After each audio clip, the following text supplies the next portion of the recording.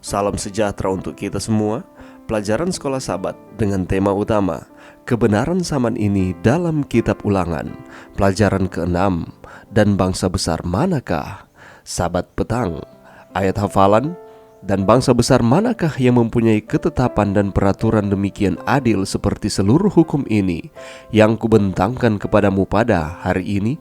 Ulangan 4 ayat 8. 3 pasal pertama dari kitab Ulangan pada dasarnya adalah sebuah pelajaran sejarah yang mengingatkan orang-orang Israel tentang apa yang telah mereka lalui hingga saat itu.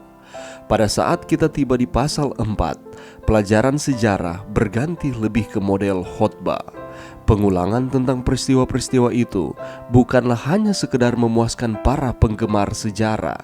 Gantinya, hal itu memiliki satu maksud, yaitu untuk menunjukkan pada mereka kuasa dan kasih karunia Allah yang bekerja di antara umat tersebut, dan bahwa walaupun mereka telah mengacaukan perjanjian itu, Allah masih terus bekerja untuk menghormati perjanjiannya dengan mereka.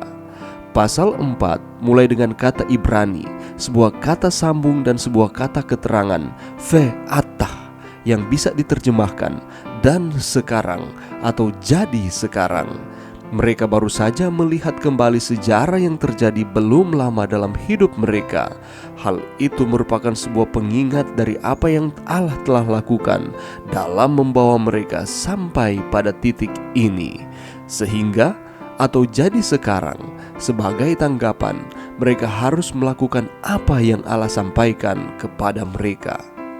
Itulah sebabnya kata kerja yang pertama yang muncul sesudah jadi sekarang adalah Shama. Kata kerja yang sama dan dalam bentuk yang sama dengan kata kerja yang digunakan dalam permulaan dari doa Shema, dan itu berarti dengar atau dengarkan atau turut. Sebuah kata kerja yang diulang-ulang di sepanjang kitab Ulangan. Itulah sebabnya pasal ini dimulai, jadi sekarang hai Israel, oleh karena apa yang telah aku lakukan untuk kamu, maka kamu harus menurut akan hal-hal berikut ini. Pandangan umum dan tema pelajaran sepanjang minggu ini. Apa yang membuat satu bangsa menjadi besar umumnya adalah apa yang dicapainya. Kekuatan politiknya, permukaan tanahnya, tindakannya dalam perang, atau kekayaannya. Tidak ada hal semacam itu yang menjadi ciri dari bangsa Israel ketika bangsa itu mendengar pujian Musa. Pertanyaan retoris Musa, bangsa besar manakah, menyiratkan bahwa ini adalah bangsa terbesar di dunia. Bangsa bekas budak ini, para tunawisma yang terpinggirkan, hampir tidak sesuai dengan definisi bangsa yang besar. Apa yang membuat bangsa Israel begitu hebat bukanlah apa yang dilakukannya atau yang tidak dilakukannya. Bukan tentang siapakah bangsa ini.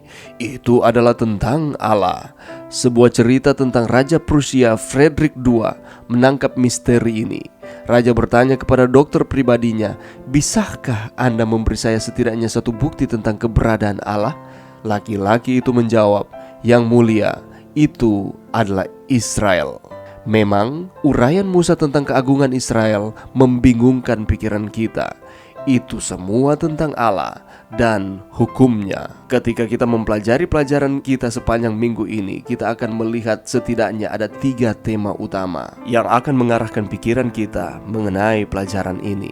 Yang pertama, hukum itu sempurna. Apa maksudnya hukum itu sempurna, dan siapakah yang memberikan akan hukum itu, dan mengapa hukum itu harus ditaati? Dalam kaitannya dengan keselamatan yang Tuhan sudah berikan kepada manusia, tidak ada yang dapat ditambahkan dan dikurangi di dalam hukum tersebut. Yang kedua adalah hukum itu bijaksana. Apakah yang dimaksudkan dengan hukum itu bijaksana? Kehidupan yang bersemangat dan cerdas dari penjaga hukum memberikan kesaksian tentang Sang Pencipta. Siapakah Allah tersebut? Dan hukum Allah merupakan karakter dari Allah itu sendiri.